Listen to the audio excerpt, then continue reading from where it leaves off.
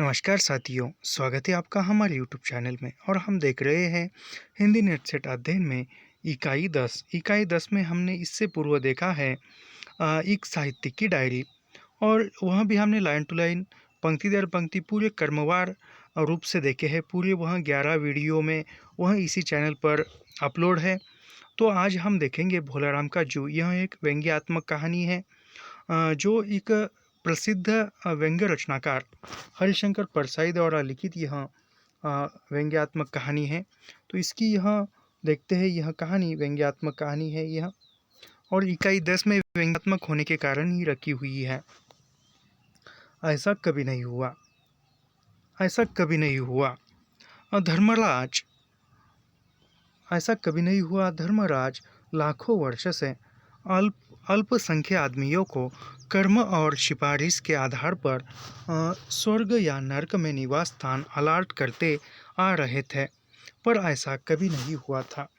यानी जो धर्मराज है वह धर्मराज जीवों को लाने का काम करता है। जो धरती पर आता है, जिसकी मृत्यु हो जाती है, उसका जीव वह लेकर स्वर्ग में जाता है। फिर स्वर्ग में जाने के बाद उसको वह नर्क या स्वर्ग में अलाट करता है, स्थान अलाट करता है, यानी स्थान देता है, यानी जिसके उसके कर्मों के अनुसार। लेकिन धर्मराज अब यह धरती पर भोलाराम के जीव को लेने के लिए आया है। सामने बैठे चित्रगुप्त इतने बार चश्मा, यानी सामने बैठे एक ऑफिस है उनका, और ऑफिस में चित्रगुप्त जो है बैठे हैं, और बार बार चश्मा पोंछ, बार बार थूक से पन्ने पलट रजिस्टर देख रही थी। यानी जो धर्मराज जो है अपने ऑफिस पर बैठकर जो भी लिखा पढ़ी का काम कर रहे हैं, वह बार बार अपने चश्मे की धूल पोंछकर या बार बार वह ऐसे उंगलियों को थूक लगाकर पन्ने पलट रहे हैं, रजिस्टर देख रहे हैं। गलती पकड़ में नहीं आ रही है, यानी गलती पकड़ में नहीं आ रही है कि गलती आखिर क्या हुई है और कहाँ पर हुई है। आखिर उन्होंने खींच कर रजिस्टर इतने ज़ोर से बंद किया कि मक्खी चपेट में आ गई। ये आजकल एनटीए बहुत सूक्ष्मता के साथ प्रश्न पूछ रहा है। तो ऐसा प्रश्न पूछा जा सकता है कि आखिर उन्होंने, यानी धर्मराज ने इतनी ज़ोर से रजिस्टर बंद किया कि उसके चपेट में आकर कौन सा जीव कौन सा जीव चपेट में आकर उसकी मृत्यु हो गई। यहाँ पर मक्खी दी जाएगी, तितली दी जाएगी, चींटी दी जाएगी, ऐसे ऑप्शन दिए जाएगी। तो मक्खी चपट में आ गई, चपट में मक्खी आ जाती है, याद रखिए। उसे निकालते समय वे बोले, महाराज रिकॉर्ड सब ठीक है। यानी फिर वह उस चपटी हुई चपेट में आई हुई मक्खी को निकालते हुए धर्मराज बोले कि महाराज रिकॉर्ड सब बराबर है, जो भी लिखा पढ़ी का काम है वह सब कुछ बराबर है, गलती कहाँ पर दिखाई नहीं दे रही है। भोलाराम के जीव ने अब 5 दिन पहले देह त्यागी और यमदूत के साथ इस लोक के लिए रवाना भी हुआ। यानी यह गलती क्या, यानी वह गलती कहाँ, कौन सी गलती ढूंढ रहा था धर्मराज। तो वह गलती ढूंढ रहा था कि 5 दिन हुए हैं किसकी मृत्यु होके,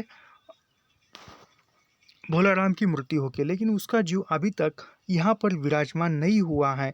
और वह आते समय चित्रगुप्त कहता है, चित्रगुप्त चश्मा पोंछता है, और वह कहता है चित्रगुप्त कि महाराज कहीं रिकॉर्ड तो सब बराबर है, लेकिन भोलाराम के जीव ने 5 दिन पहले देह त्यागी, यानी 5 दिन पहले उसकी मृत्यु हुई है। और यमदूत के साथ इस लोक के लिए, यानी 5 दिन पहले उसकी मृत्यु हुई भोलाराम की, और यमदूत के साथ उसने स्वर्ग में आने के लिए यात्रा प्रारंभ की है। जो भी विमान हो, कुछ भी हो, कैसा भी हो, उसने यात्रा आरंभ की है। लेकिन 5 दिन हुए फिर भी वह स्वर्ग में या यमदूत के दरबार में नहीं गया है, धर्मराज के या चित्रगुप्त के दरबार में नहीं गया है। तो वह वही लिखा पढ़ी देख रहा है कि नाम तो ठीक है, लेकिन वह भोलाराम का जीव यहाँ पर उपस्थित क्यों नहीं हुआ है। लोक के लिए रवाना भी हुआ, पर यहाँ अभी तक नहीं पहुँचा। कौन नहीं पहुँचा है? तो भोलाराम का जीव नहीं पहुँचा है।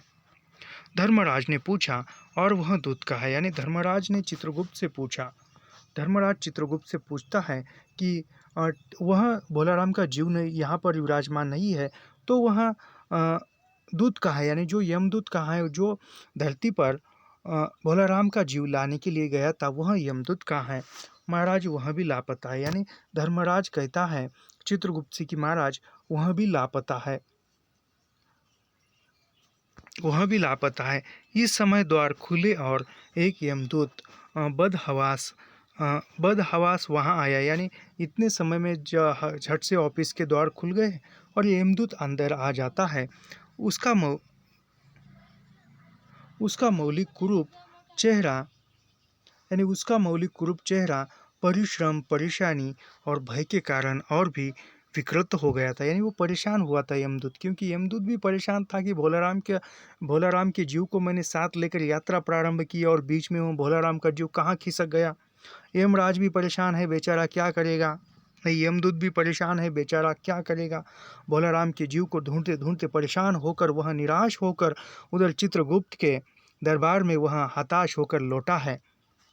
उसे देखते ही चित्रगुप्त चिल्ला उठे। यानी उसको, उस यमदूत को देखते ही चित्रगुप्त जो है चिल्लाकर उठे, अरे तू कहाँ रहा इतने दिन, भोलाराम का जीव कहाँ है। यानी वह चित्रगुप्त भी चिल्लाकर बोल रहा है कि अरे इतने दिन तू कहाँ पर रहा और भोलाराम का जीव कहाँ है।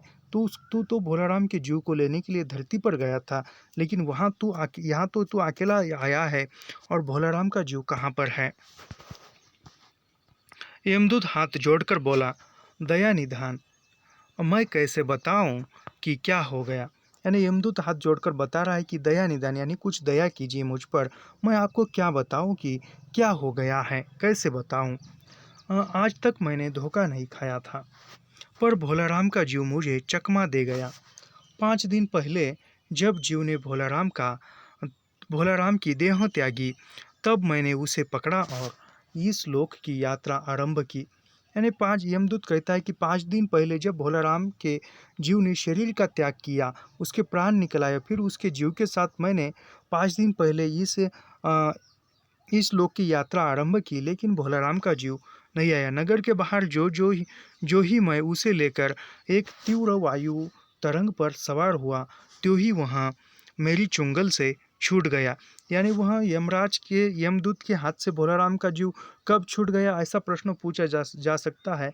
तो यहाँ पर यह ऑप्शन में होगा, नगर के बाहर जो ही मैं उसे लेकर एक तीव्र वायु सुरंग पर सवार हुआ, यूं ही वह मेरी चंगुल से छूट कर न जाने कहाँ गायब हो गया। यानी जैसे ही यमदूत ने भोलाराम के जीव को लिया और शहर से बाहर आई, भीड़ कम दिखाई दी और उन्होंने गाड़ी की रफ्तार बढ़ाई, तो वह इतने में ही भोलाराम का जीव उसके हाथ से छूटकर गायब हो गया।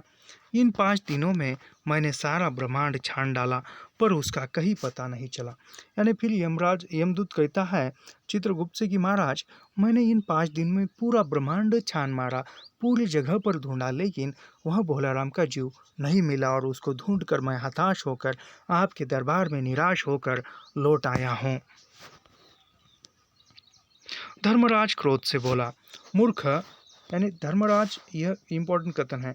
धर्मराज यमदूत से क्रोध से बोला, मूर्ख, जीवों को लाते लाते बूढ़ा हो गया, फिर भी एक मामूली बूढ़े आदमी के जीव ने तुझे चकमा दे दिया। ये ऐसा प्रश्न पूछा जा सकता है कि मूर्ख, जीवों को लाते लाते बूढ़ा हो गया, फिर भी एक मामूली बूढ़े आदमी के जीव ने तुझे चकमा दे दिया। उपरयुक्त कथन धर्मराज ने किससे कहा है, किस संदर्भ में कहा है? तो यहाँ पर यमदूत से भोलाराम के जीव के संदर्भ में कहा है, ऐसा उत्तर बताना चाहिए आपको। दूत ने सिर झुकाकर कहा, महाराज, मेरी सावधानी में बिल्कुल कसर नहीं थी। यानी यमदूत कहता है कि महाराज, मेरी सावधानी में बिल्कुल कसर नहीं थी, मैंने तो पूरी ईमानदारी से उस जीव को, भोलाराम के जीव को पकड़ा था, लेकिन बेचारा कैसे छूट गया पता नहीं। मेरे इन अभ्यस्त हाथों से अच्छे अच्छे वकील भी नहीं छूट सके। यानी यमदूत कहता है कि महाराज, मेरे इन अभ्यस्त हाथों से अच्छे अच्छे वकील भी नहीं छूट पाए। यह तो एक भोलाराम का जीव तो एक मामूली था, लेकिन यह कैसे छूट पाया? पर इस बार तो कोई इंद्रजाल ही हो गया। चित्रगुप्त ने कहा, महाराज, आजकल पृथ्वी पर इस प्रकार का व्यापार बहुत चला है। लोग दोस्तों को कुछ चीज़ भेजते हैं और उसे रास्ते में ही रेलवे वाले उड़ा ले जाते हैं। होजरी के पार्सलों के मौजे रेलवे अफसर पहनते हैं। यानी यहाँ पर इस वाक्य में, इस कथन में रेलवे विभाग पर भी, रेलवे कर्मचारियों पर भी व्यंग्य किया हुआ नजर आता है। यानी वह चित्रगुप्त ने कहा, और तभी वह चित्रगुप्त ने कहा, महाराज, यानी चित्रगुप्त धर्मराज से कह रहा है कि महाराज, आजकल पृथ्वी पर इस प्रकार का व्यापार बहुत बड़ा है कि लोग दोस्तों को कुछ चीज़ें भेजते हैं रेलवे से, तो वह रेलवे वाले कर्मचारी या रेलवे के जो अन्य लोग हैं वह रास्ते में ही उस चीज़ को ले लेते हैं। होजरी के पार्सलों के मौजे रेलवे अफसर पहनते हैं। यानी जो होजरी के पार्सल, जो मौजे के पार्सल है वह और तरफ भेजे जाते हैं, तो वह रेलवे अफसर ही उसको निकाल कर पहनते हैं। गाड़ी के डब्बे के डब्बे रास्ते में कट जाते हैं। एक बात और हो रही है, यानी एक बात और हो रही, यानी यहाँ पर रेलवे विभाग पर और राजनीतिक दलों के नेताओं पर भी व्यंग्य कसा गया है। राजनीतिक दलों के नेता विरोधी नेता को उड़ाकर बंद कर देते हैं। यानी राजनीतिक दल के जो नेता है वह उनके विरोधी, यानी उनके जो विपक्षी हैं उसको वह उठाकर ले जाते हैं। कहीं भोलाराम के जीव को भी किसी विरोधी ने मरने के बाद खराबी करने के लिए तो नहीं उड़ा ले लिया। यानी यहाँ पर कौन कह रहा है, यह धर्मराज से, तो धर्मराज से यहाँ जो है चित्रगुप्त कह रहा है कि उसी प्रकार जैसे राजनीतिक दलों के नेता जो है अपने विरोधी विपक्षी लोगों को बंद कर देते हैं, उसी प्रकार ही कहीं भोलाराम के जीव को हमारे विरोधी पक्ष ने तो बंद नहीं कर दिया, हमारा जो विपक्ष है उसने तो बंद नहीं कर दिया। ऐसा यहाँ धर्मराज को चित्रगुप्त बता रहा है।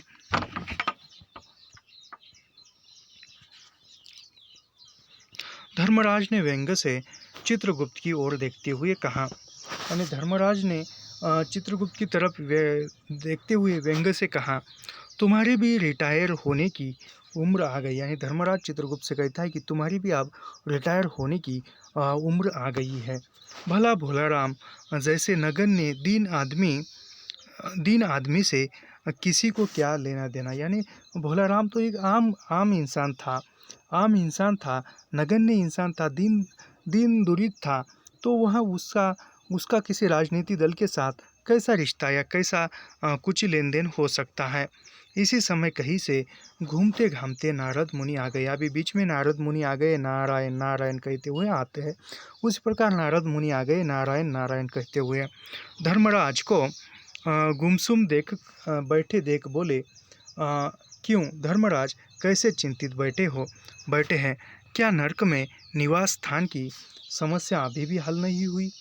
यानी यहाँ पर नारद आते हैं धर्मराज के पास नारायण नारायण कहते हुए, और धर्मराज जो है निराश होकर बैठा है, गुमसुम होकर बैठा है। तो वह धर्मराज को नारायण बोलते हैं कि कैसे चिंतित बैठे हैं, क्या नरक में भी निवास स्थान की समस्या हल नहीं हुई? यानी कहा जाए तो अभी धरती पर भी इंसानों का बोझ बड़ा है, इंसानों की संख्या बड़ी है, तो उसी प्रकार स्वर्ग में जो धर्मराज के दरबार में ही या धर्मराज के लोग में, परलोक में भी जो है लोगों की भीड़ ज़्यादा हो रही है। तो वह कहते हैं नारायण कि क्या यहाँ पर भी लोगों के निवास स्थान की समस्या हल नहीं हुई है? धर्मराज कहते हैं, धर्मराज ने कहा, वह समस्या तो कब की हाल हो गई मुनिवर। नरक में पिछले सालों में बड़े गुणी कारीगर आ गए। यानी वह कहते हैं कि वह जो निवास स्थान की जो समस्या है वह तो कभी की सॉल्व हो गई, कभी की हल हो गई है। अब यहाँ पर पिछले सालों में बड़े गुणीवन कारीगर आ गए हैं, यानी बड़े गुणी कारीगर आ गए। कई इमारतों के ठेकेदार हैं जिन्होंने पूरे पैसे लेकर रद्दी इमारतें बनाई। यानी कैसे ठेकेदार है नरक में, वहाँ पर स्वर्गलोक में, तो जिन्होंने पूरे पैसे लिए हैं लेकिन रद्दी इमारतें बनाई। यानी यहाँ पर पैसे तो पूरे काम के लिए है लेकिन ठीक तरह से इमारतें नहीं बनाई है, ऐसे ठेकेदार भी वहाँ पर है। बड़े बड़े इंजीनियर भी आ गए जिन्होंने ठेकेदारों से मिलकर पंचवर्षीय योजनाओं का पैसा खाया। यानी बड़े बड़े इंजीनियर लोग भी आ गए हैं वहाँ पर, जो ठेकेदारों से मिलकर उन्होंने पंचवार्षिक जो योजना होती है उस योजना को ही गायब कर दिया, हड़प लिया है। ओवरसीयर है जिन्होंने उन मजदूरों की हाजिरी भरकर पैसा हड़पा जो कभी काम पर गए ही नहीं। यानी ऐसे ही लोग यहाँ पर ओवरसीयर है, जो सुपरवाइज़र है, जो कभी काम पर नहीं आए हैं, उन मज़दूरों की हाज़िरी भरकर पैसा ले लिया है। ऐसा ही एक वास्तविक एक जीवन की यह कहानी है। कामगारों यानी जो कामगार होते हैं, मज़दूर होते हैं, उनके साथ ये होते हैं। जो ठेकेदार होते हैं, उनको सही उनका काम का मूल्य नहीं देते हैं। ऐसे बहुत कुछ होता है। उन्होंने बहुत जल्दी नर्क में कई इमारतें तान दी है। यानी जो किन-किन्हों ने नर्क में इमारतें बनाई है, तो यहाँ पर जो धरती से गए हुए ठेकेदार है, जो उन्होंने पूरे पैसे लिए लेकिन रद्दी इमारतें बनाई। ऐसे भी इंजीनियर है जिन्होंने ठेकेदारों के साथ मिलकर पंचवार्षिक योजनाओं का ही पैसा खाया है। ओवरसीयर ऐसे लोग हैं जिन्होंने अ, मजदूर मज़दूरों की हाज़िरी भरकर पैसा हड़पा जो कभी काम पर भी नहीं गए थे। इन लोगों ने मिलकर नर्क में बहुत इमारतें बना तान दी है, यानी बना दी है। वह समस्या तो हल हो गई, पर एक बड़ी विकट उलझन आ गई है। यानी वह कहता है द चित्रगुप्त कि वह निवास की समस्या तो हल हो गई है, लेकिन अब दूसरी एक विकट बड़ी समस्या आ गई है, उलझन आ गई है। भोलाराम भोलाराम नाम के एक आदमी की 5 दिन पहले मृत्यु हुई। उसके जीव को यह दूत यहाँ ला रहा था। यानी चित्रगुप्त बता रहा है कि भोलाराम नाम का एक व्यक्ति था, उसकी 5 दिन पहले मृत्यु हो गई और उसका जीव लाने के लिए यह यमदूत गया था, लेकिन वह जीव यहाँ तक आया नहीं कि जीव इसे रास्ते में चकमा देकर भाग गया। यानी वह भोलाराम का जीव इस दूत को रास्ते में ही चकमा देकर भाग गया। इसने सारा ब्रह्मांड छान डाला, पर वह कहीं नहीं मिला। अगर ऐसा होने लगा तो पाप पुण्य का भेद ही मिट जाएगा। यानी वह कहता है धर्मराज चित्र नारायण से कि ऐसा यदि होने लगा कि वह यमदूत के हाथों से जीव छूट जाना या जीव ही यहाँ पर मौजूद न होना, ऐसा यदि होने लगा तो पाप और पुण्य के जो भेद है वही मिट जाएगा। नारद ने पूछा, उस पर इनकम टैक्स तो बकाया नहीं था, हो सकता है उन लोगों ने रोक लिया हो। यानी यहाँ पर नारद कहता है कि उस भोलाराम पर कहीं इनकम टैक्स तो बकाया नहीं था, कहीं इनकम टैक्स का केस तो नहीं था। हो सकता है इनकम टैक्स वालों ने उन्हें रोक लिया हो। चित्रगुप्त ने कहा, इनकम होती तो टैक्स होता, भूख मरा था। यानी यह कथन पूछा जा सकता है, इनकम होती तो टैक्स होता, भूख मरा था। यह चित्रगुप्त कहता है, लेकिन यह किसके संदर्भ में कहता है? तो भोलाराम के संदर्भ में कहता है, भोलाराम के संदर्भ में कहता है। याद रखिए, क्योंकि आजकल घुमा फिरा कर प्रश्न पूछे जा रहे हैं। नारद बोले, मामला बड़ा दिलचस्प है। अच्छा, मुझे उसका नाम पता तो बताओ, मैं पृथ्वी पर जाता हूँ। अभी नारद कहते हैं कि मामला जो है यह बड़ा दिलचस्प लग रहा है। मैं धरती पर जाता हूँ और मैं पृथ्वी पर जाता हूँ, उसका नाम पता बताओ। चित्रगुप्त ने रजिस्टर देखकर बताया। अभी चित्रगुप्त ने रजिस्टर देखकर बताया कि भोलाराम नाम था, यानी भोलाराम नाम था उसका। जबलपुर शहर में धमापुर मोहल्ले में नाले के किनारे एक 1.5 कमरे टूटे फूटे मकान में वह परिवार समेत रहता था। यानी भोलाराम का पता कहाँ पर कौन सा बताया चित्रगुप्त ने रजिस्टर देखकर?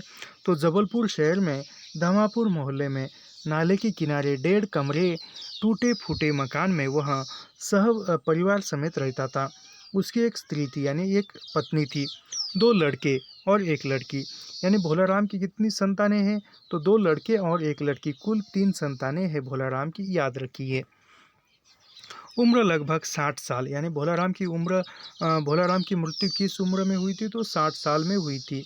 याद रखिए, 60 साल में, 60 वर्ष में या उम्र के 60 साल में भोलाराम की मृत्यु हो गई थी। सरकारी नौकर था, 5 साल पहले रिटायर हो गया था। यानी भोलाराम को रिटायर होकर कितने साल हो गए थे? तो भोलाराम को रिटायर होकर 5 साल हो गए थे। उसकी मृत्यु 60 वर्ष की आयु में हुई। और उसके साथ ही भोलाराम को 2 लड़के और 1 लड़की, ऐसे 3 संतानें थी। और एक स्त्री यानी एक पत्नी थी उसकी, एक व्यंग्यात्मक है तो एक स्त्री कहा है उन्होंने। भोलाराम के एक स्त्री यानी भोलाराम की एक पत्नी थी, 2 लड़के और एक लड़की, ऐसी कुल 3 संतानें थी। भोलाराम की मृत्यु हुई तब भोलाराम की आयु 60 वर्ष थी। वह सरकारी नौकर था और सरकारी नौकरी से रिटायर्ड होकर उसे 5 साल हो गए थे। मकान किराया का था, यानी भोलाराम किराए के मकान में रहता था। उसने 1 साल से कि मकान का किराया उसने 1 साल से नहीं दिया था। भोलाराम ने मकान का किराया 1 साल से नहीं दिया था। ऐसा प्रश्न पूछा जा सकता है कि निम्न में से भोलाराम के संदर्भ में कौन कौन से कथन सही है। तो यहाँ पर पूछा जाएगा कि उसकी एक स्त्री थी, 2 लड़के थे और एक लड़की थी, कुल 3 संतानें थी। वह 5 साल पहले रिटायर हुआ था। जब उसकी मृत्यु हुई तो उसकी उम्र 60 वर्ष थी। वह किराए के मकान पर रहता था और उसने 1 साल से मकान के किराया नहीं दिया था। ऐसे कथन पूछे जाएंगे। तो इसलिए मकान मालिक उसे निकालना चाहता था, यानी मकान का किराया नहीं दिया तो मकान मालिक भी उसको घर से निकाल देना चाहता था, घर खाली करने के लिए बोल रहा था। इतने में भोलाराम ने, यानी मकान मालिक उसको घर से बाहर निकालना चाहता था, मेरा किराया नहीं दिया इस कारण से। तो इतने में ही भोलाराम ने संसार छोड़ दिया, यानी भोलाराम की मृत्यु हो गई। आज 5वां दिन है। बहुत संभव है कि अगर मकान मालिक वास्तविक मकान मालिक है तो उसने भोलाराम के मरते ही उसके परिवार को निकाल दिया होगा। यानी वह कहता है कि मकान मालिक यदि वास्तविक मकान मालिक है, यानी कहने का मतलब है कि मकान मालिक ने यदि पैसे कमाने के लिए ही मकान बनाया है तो वह भोलाराम के परिवार को उसने निकाल दिया होगा। इसलिए आपको परिवार की तलाश में काफ़ी घूमना पड़ेगा। यानी वो यदि मकान मालिक ने यदि भोलाराम के परिवार को मकान से निकाल दिया होगा तो उनके परिवार को ढूंढने के लिए नारायण को या नारद मुनि को परिवार को ढूंढने में काफ़ी घूमना पड़ता है। माँ बेटी के सम्मिलित क्रदन से ही नारद भोलाराम का मकान पहचान गई। यानी वहाँ पर अभी पृथ्वी पर नारायण आ गए हैं। पृथ्वी पर आने के बाद माँ बेटी के सम्मिलित क्रंदन, यानी माँ बेटी और जो मिलकर जो क्रंदन है, जो ऐसे वह रो रहे हैं, बेटी रेली कि मेरे पापा चले गए हैं, ऐसे करके वो दोनों माँ बेटी जो है क्रंदन कर रहे हैं, वह दोनों की देखकर ही भोलाराम का ही मकान है यह नारायण जो है पहचान गए हैं। द्वार पर जाकर उन्होंने आवाज़ लगाई, यानी द्वार पर गए हैं और द्वार पर जाकर आवाज़ लगाई है, नारायण नारायण। लड़की ने देखकर कहा, आगे जाओ महाराज। यानी नारायण नीचे आकर आवाज़ लगाई कि नारायण नारायण। लड़की ने देखा और कहा कि आगे जाओ महाराज, क्योंकि लड़की को लगा कि यह तो भिक्षुक है, भिक्षा मांगने के लिए आया है और हमारे पास तो उसको भिक्षा देने के लिए कुछ भी नहीं है। ऐसा समझकर लड़की कहती है कि आगे जाओ महाराज। नारद ने कहा, मुझे भिक्षा नहीं चाहिए। यानी नारद कहते हैं कि मुझे भिक्षा नहीं चाहिए, मुझे भोलाराम के बारे में कुछ पूछताछ करनी है। यानी नारद कहते हैं कि मुझे भिक्षा नहीं चाहिए, मुझे भोलाराम के जीव के बारे में कुछ पूछताछ करनी है। अपनी माँ को ज़रा भेजो बेटी, यानी अपनी माँ को ज़रा भेजो, यानी भोलाराम की पत्नी को भेजो, ऐसा वह कहता है। भोलाराम की पत्नी बाहर आई। नारद ने कहा, माता भोलाराम को क्या बीमारी थी। यानी फिर उतने में भोलाराम की लड़की अंदर जाती है और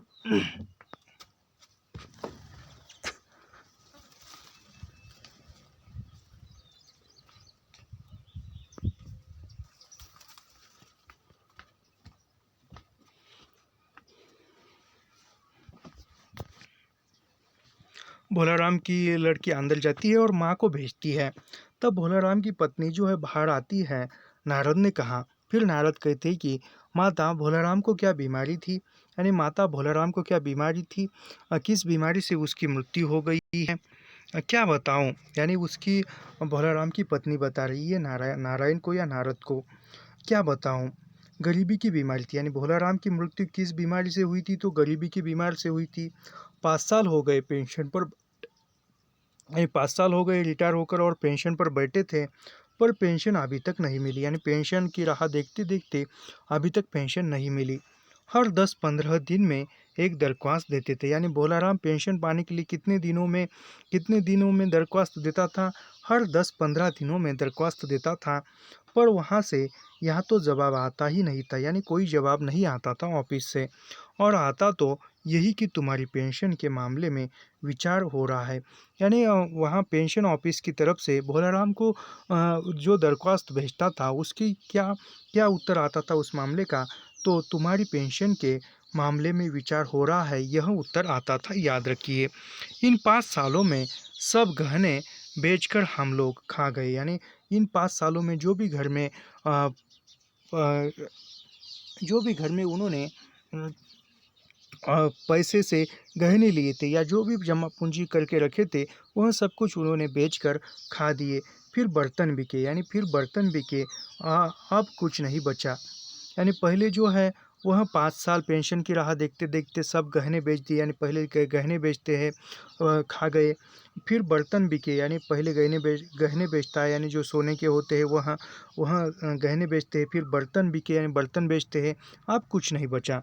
चिंता में घुलते घुलते और भूख मरते मरते उन्होंने दम तोड़ दिए। यानी भोलाराम ने चिंता करते करते और मरते मरते यानी भूख से मरते मरते उन्होंने दम तोड़ दिया। यानी भूखा था। नारद ने कहा, क्या करोगी माँ? उनकी इतनी ही उम्र थी। अभी यहाँ पर नारद जो है स्वर्ग की बातें बता रहा है, परमात्मा की बातें बता रहा है। तो नारद ने कहा, क्या करोगी माँ? यानी वह कहता है कि नारद कहता है कि माँ, तुम जो बता रही वह भूखमरी से मर गया, गरीबी से मर गया, लेकिन ऐसा नहीं है, उसकी उम्र ही इतनी थी। वह परमात्मा की बातें बता रहा है नारद। ऐसा तो मत कहो महाराज। यानी फिर उसकी पत्नी कहती है भोलाराम की, महाराज ऐसा मत कहो कि उसकी उम्र इतनी थी। उम्र तो बहुत थी। 50-60 रुपया महीना पेंशन मिलती तो कुछ और काम कहीं कर करके गुजारा हो जाता। यानी फिर उसकी भोलाराम की पत्नी कहती है कि उम्र तो बहुत थी उनकी, यानी भोलाराम की उम्र तो बहुत थी। 50-60 रुपया पेंशन मिलता तो कहीं उस पैसों से काम शुरू करके या अन्य व्यापार करके कैसा भी हो जीवन का गुजारा करते थे। पर क्या करें, 5 साल नौकरी से बैठे हो गए और अभी तक कौड़ी नहीं मिली। यानी 5 साल रिटायर होकर 5 साल हो गए, लेकिन अभी तक फूटी कौड़ी तक नहीं मिली है। यानी एक कौड़ी तक नहीं मिली, कुछ रुपया न मिला। दुख की कथा सुनने की फुर्सत नारद को नहीं थी। यानी उसकी सारी कथा सुनने के लिए नारद के पास समय नहीं था। वे अपने मुद्दे पर आ गए। यानी नारद घुमा फिरा कर अपनी जो मेन बात है वो उस बात पर आ गए। यह तो बताओ कि यहाँ किसी से उनका विशेष प्रेम था? यानी नारद कहता है भोलाराम की पत्नी से कि यहाँ पर मतलब इस धरती पर या यहाँ पर भोलाराम का किसी से विशेष प्रेम था जिसमें उसका जीव लगा हो। यानी किसी के साथ उसका विशेष संबंध है, विशेष प्रेम था, उसके पास उसका जीव लगा हो। पत्नी बोली, लगाव तो महाराज बाल बच्चों से ही होता है। यानी पत्नी कहती कि लगाव तो बाल बच्चों से ही था, स्नेह जो था वह भोलाराम का बाल बच्चों से ही था, नहीं परिवार के बाहर भी हो सकता है। फिर नारद कहता है कि नहीं, वो परिवार के बाहर भी हो सकता है। मेरा मतलब है किसी स्त्री, यानी नारद कहता है कि मेरा मतलब है कि किसी स्त्री के साथ उसका कुछ संबंध था। स्त्री ने गुर्रा कर नारद की ओर देखा। यानी स्त्री जो है, जो भोलाराम की पत्नी है भोलाराम की पत्नी है, वहीं गुर्रा कर कहती है, यानी एक गुस्से में देखती है।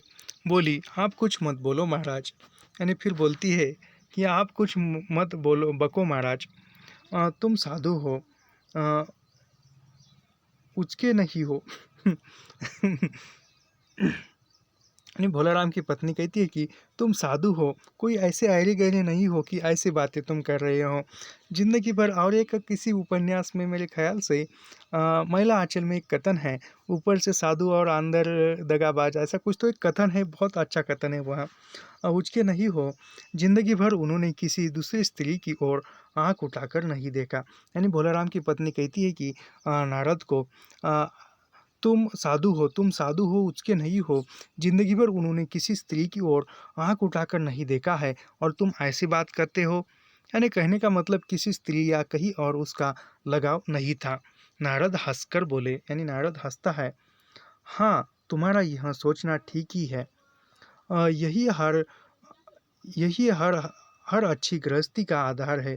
अच्छा माता मैं चला। यानी नारद कहता है कि हंसता है और कहता है कि तुम्हारा यह सोचना भी ठीक है। यही भ्रम जो है वह अच्छी गृहस्थी के लिए आधार माना जाता है, आधार है। अच्छा माता मैं चला, यानी ऐसा कहकर वह नारद कहता है कि मैं आप चलता हूँ। एक मिनट रुकिए।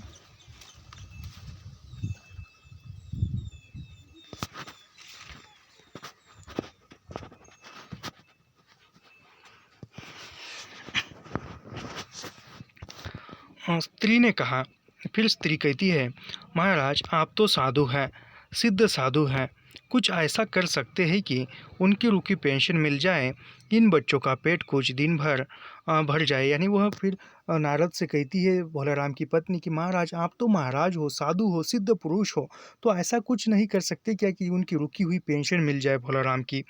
नारद को दया आ गई। फिर नारद को दया आती है।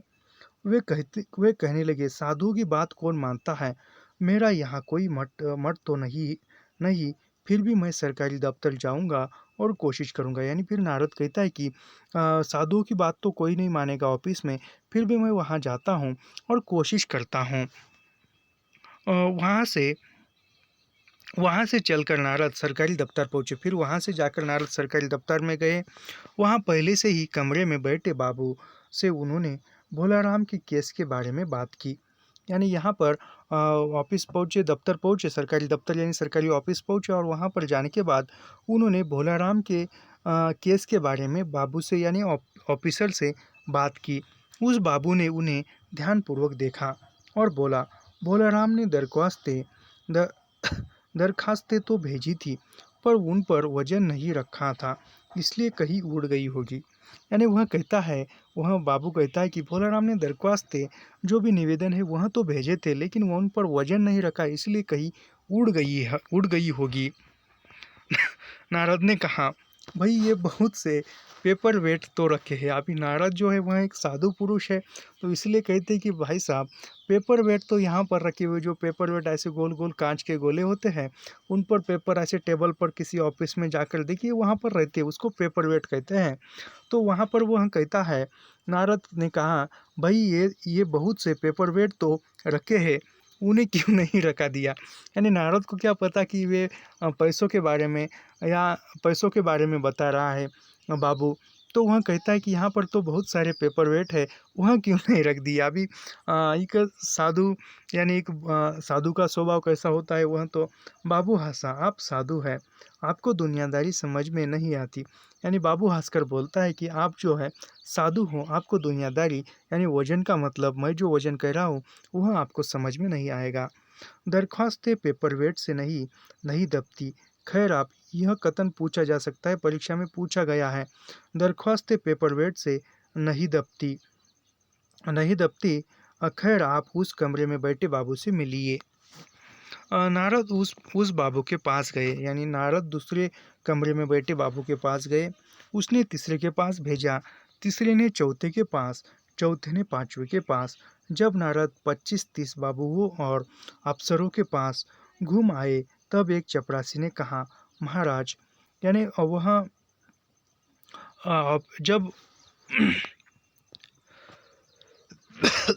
नारद जब सरकारी ऑफिस में आता है तब वहाँ कितने बाबुओं से मिलता है, तो वह 25-30 बाबुओं से मिलता है। अफसरों के पास घूम आए, तब एक यानी अंतिमतः एक चपरासी कहता है कि महाराज आप आप क्यों इस झंझट में आप क्यों इस झंझट में गए। अगर आप साल भर भी चक्कर लगा रहे हो तो भी यह आपका काम नहीं होगा, क्योंकि 5 साल तो भोलाराम ने चक्कर लगा ही लिए थे, तो भी काम नहीं होगा। यानी आप यहाँ पर कितने ही चक्कर लगाओ काम नहीं होगा। आप तो सीधे बड़े साहब से मिलिए। यानी एक चपरासी कहता है कि आप तो सीधे बड़े साहब से जाकर मिलिए। उन्हें खुश कर दिया तो आबी हो जाएगा। यानी वह कहता है कि यदि आपने बड़े बाबू को खुश कर दिया, तो आप बड़े साहब को खुश कर दिया, तो आपका जो काम है वह आबी हो जाएगा। नारद बड़े साहब के कमरे में पहुंचे, यानी नारद जो है बड़े साहब के कमरे में गए और बाहर चपरासी ऊँघ रहा था। यानी बाहर चपरासी जो है ऊँघ रहा था, यानी सो रहा था कुर्सी पर बैठे बैठे, इसलिए उन्हें किसी ने छेड़ा नहीं। यानी चपरासी सो रहा है तो इसलिए नारद को किसी ने रोका नहीं। बिना विजिटिंग कार्ड के आया। देख साहब ने बड़े नाराज हुए, बोले इसे कोई मंदिर वंदिर समझ लिया है क्या। यानी कोई विजिटिंग कार्ड नहीं था, कोई अनुमति नहीं थी, वैसे ही नारद अंदर चले गए। तो बड़े साहब कहते हैं कि इसे कोई मंदिर वंदिर समझ लिया है क्या, तो घुसकर चले आए हुए, धड़ धड़ाटे चले आए। चिट क्यों नहीं भेजी, यानी तुमने चपरासी के हाथों चिट क्यों नहीं भेजी। और नारद ने कहा कैसे भेजता, चपरासी सो रहा है। यानी नारद कहता है कि मैं चीट या अनुमति आपको कैसे मांगता या कैसे भेजता, तुम्हारा चपरासी जो है वह सो रहा है। क्या काम है, साहब ने रौब से पूछा। यानी साहब ने कहा, ऐसे रुबाबदार से पूछा, क्या काम है, क्या काम है, ऐसे साहब ने पूछा एक रौब से, यानी एक रुबाबदार से। नारद ने भोलाराम का पेंशन केस बतलाया। यानी नारद ने भोलाराम के पेंशन के केस के बारे में बताया। साहब बोले आप है बैरागी, यानी साहब कहते हैं कि आप जो है बैरागी है, साधु है, दफ्तरों के रीति रिवाज नहीं जानते। आप जो है साधु है, दफ्तरों के जो सरकारी दफ्तर होते हैं उसके आप रीति रिवाज नहीं जानते। असल में भोलाराम ने गलती की, यानी भोलाराम ने गलती की है। भाई यह भी एक मंदिर है, यहाँ भी दान पुण्य करना पड़ता है। आप भोलाराम के आत्मीय मालूम होते हैं। भोलाराम की दरख्वास्तें उड़ रही है, उन पर वजन रखी है। यानी बड़े साहब भी कहता है कि साहब बोले आप बैरागी, यानी उस नारद को साहब बोलते कि आप जो है बैरागी हो, साधु हो, सन्यासी हो, दफ्तरों के रीति रिवाज आप नहीं जानते, आपको पता नहीं है। असल में भोलाराम ने गलती की। यानी भोलाराम ने क्या गलती की थी कि उसका पेंशन रुका था। तो भोलाराम ने क्या गलती, ऐसी गलती की थी, इसकी वजह से उनकी जो है पेंशन की दरख्वास्तें उड़ रही थी। उसने उन पर वजन नहीं रखा था, मतलब उनके पैसे नहीं रखे थे। यहाँ भी यानी यह भी एक मंदिर है, यहाँ भी दान पुण्य करना पड़ता है। आप भोलाराम के आत्मीय मालूम होते हैं। भोलाराम की दरख्वास्तें उड़ रही है, उन पर वजन नहीं रखा था। वो वजन का मतलब जो यहाँ पर पैसे या जो रिश्वत होती है वह। नारद ने सोचा कि फिर यहाँ वजन की समस्या आ खड़ी हो गई। यानी नारद को वजन जो बता रहे हैं सभी लोग, वह उस वजन का मतलब नहीं समझ गया। फिर से नारद के सामने वजन की समस्या जो है वह सामने आ गई। साहब बोले भाई सरकारी पैसे का मामला है, पेंशन का केस 20 दफ्तरों में जाता है, देर लग जाती है, 20 बार एक ही बात को 20 जगह लिखना पड़ता है, तब पक्की होती है। यानी यहाँ पर आपने समझो यदि किसी गाइड से या किसी अन्य एक स्रोत से आपने इस रचना के बारे में पढ़ा और लाइन टू लाइन वहाँ पर नहीं पढ़ा है, तो यहाँ पर ऐसा कथन पूछा जा सकता है परीक्षा में। साहब बोले भाई सरकारी पैसे का मामला है, पेंशन का केस 20 दफ्तरों में जाता है, देर लग जाती है, 20 बार एक ही बात को 20 जगह लिखना पड़ता है, तब पक्की होती है। यह यहाँ से ऐसा क्वेश्चन पूछा जाएगा तो आपको समझ में ही नहीं आएगा कि यह भोलाराम के जीव से प्रश्न पूछा गया है। तो इसीलिए लाइन टू लाइन पंक्ति दर पंक्ति पढ़ना आवश्यक है, और इसी दृष्टिकोण से हम पढ़ा रहे हैं आपको।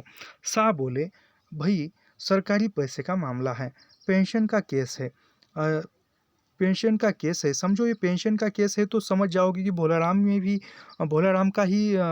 के जीव से ही ये प्रश्न है। लेकिन यहाँ से पूछा जाएगा तो देर लग जाती है, 20 बार एक ही बात को 20 जगह लिखना पड़ता है, तब पक्की होती है। इतना पूछा जाए तो आपको समझ में नहीं आएगा कि यह भोलाराम के जीव से प्रश्न पूछा गया है।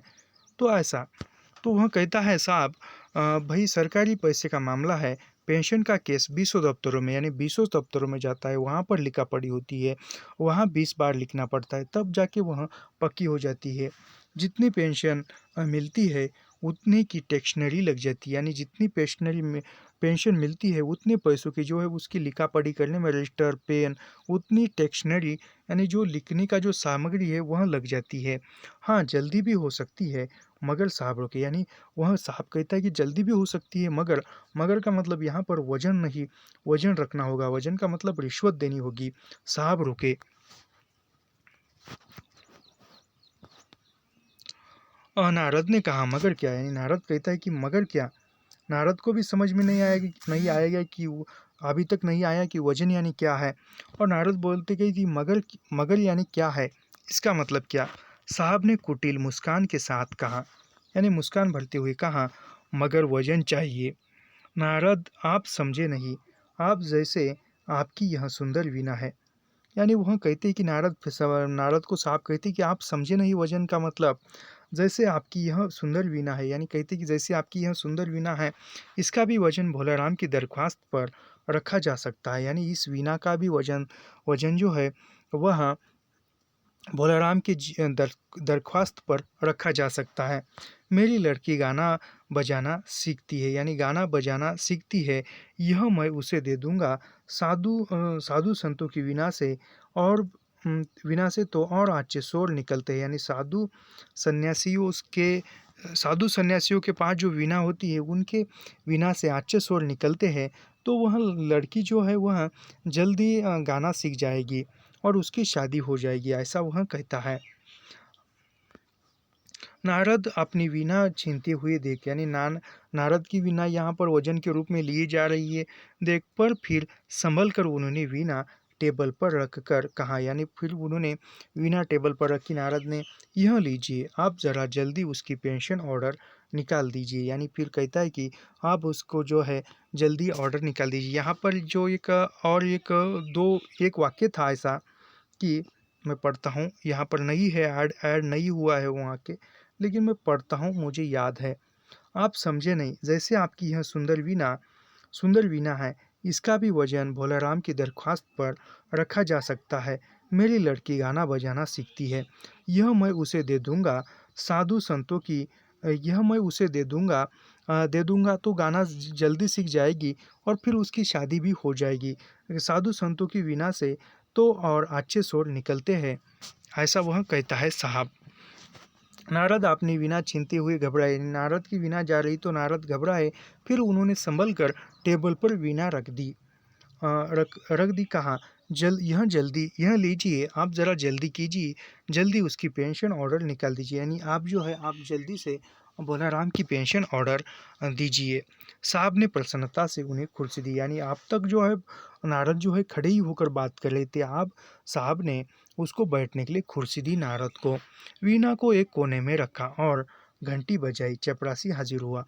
यानी वीणा को एक कोने में रखा और एक घंटी बजाई, चपरासी अंदर आ गया, हाजिर हुआ, आ गया।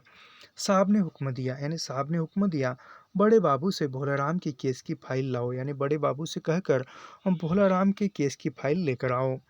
थोड़ी देर बाद चपरासी भोलाराम की 100-150 दरखास्तों से भरी फाइल ले आया। यानी भोलाराम ने कुल कितनी दरखास्तें भेजी थी पेंशन पाने के लिए, तो 100-150 भेजी थी, याद रखिए 100-150 100-150 भोलाराम ने दरख्वास्तें भेजी थी, याद रखिए। भोलाराम ने कुल कितनी दरख्वास्तें भेजी थी पेंशन पाने के लिए, तो 100-150, याद रखिए। यह प्रश्न पूछा नहीं गया अब तक, लेकिन अब पूछा जाएगा। दरखास्तों से भरी फाइल लेकर आया, उसमें पेंशन के कागज़ भी थे, यानी उसमें पेंशन के कागज़ भी थे और दरख्वास्त भी थे। साहब ने फाइल पर नाम देखा और निश्चित करने के लिए पूछा, क्या नाम बताया साधु जी आपने। यानी फिर साहब ने फाइल पर नाम देखा और वही नाम है क्या, निश्चित करने के लिए साहब ने साधु से पूछा कि क्या नाम बताया था आपने। नारद समझे कि साहब कुछ ऊंचा सुनते, फिर नारद समझे साहब कुछ ऊंचा सुनते हैं, ऊंची आवाज़ सुनते हैं, इसलिए जोर से बोले। यानी नारद को समझे कि साहब जो है ऊंचा सुनते हैं, ऊंची आवाज़ सुनते हैं, इसलिए नारद ने ऊंचे स्वर में या जोर से कहा, भोलाराम। यानी नारद ने जोर से बोला कि भोलाराम नाम बताया था। सहसा फाइल में से आवाज़ आई, कौन पुकार रहा है मुझे। यानी फाइल से आवाज़ आई कि कौन पुकार रहा है मुझे, कौन आवाज़ दे रहा है मुझे।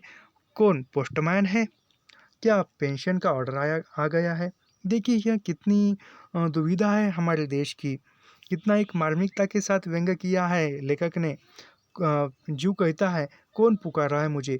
पोस्टमैन है, यानी फिर भी उसका जो जीव है उस पेंशन के इसमें रुका हुआ है। कहता है कि कौन? पोस्टमैन है क्या? पोस्ट ऑफिस से आए हो क्या? क्या पेंशन की ऑर्डर लेकर आ गए हो क्या? ऐसा वह कहता है। कितनी दयनीय स्थिति है हमारे देश की। नारद चौके पर नारद चौके यानी नारद जो है चौंक गए, पर दूसरे ही क्षण बात समझ गए। यानी फिर नारद चौंक गए, लेकिन वह समझ गए कि भोलाराम का जीव यहीं पर अटका है। बोले, भोलाराम तुम क्या भोलाराम के जीव हो? यानी वह बोलता है, भोलाराम क्या तुम भोलाराम के जीव हो? हाँ, आवाज़ आई। यानी वह भोलाराम की जीव आवाज़ देता है कि हाँ, मैं भोलाराम का ही जीव हूँ। नारद ने कहा, मैं नारद हूँ। यानी नारद कहता है कि मैं नारद हूँ, तुम्हें लेने आया हूँ। चलो, स्वर्ग में तुम्हारा इंतजार हो रहा है। यानी नारद कहता है कि मैं नारद हूँ, स्वर्ग से आया हूँ और तुम्हारा इंतजार स्वर्ग में हो रहा है, मैं तुम्हें लेने के लिए आया हूँ। आवाज़ आई, मुझे नहीं आना। यानी फिर वह फाइल से आवाज़ आती है कि मुझे नहीं आना, मैं तो पेंशन की दरख्वास्तों पर अटका हूँ, यही मेरा मन लगा है, मैं अपनी दरख्वास्त छोड़कर नहीं जा सकता।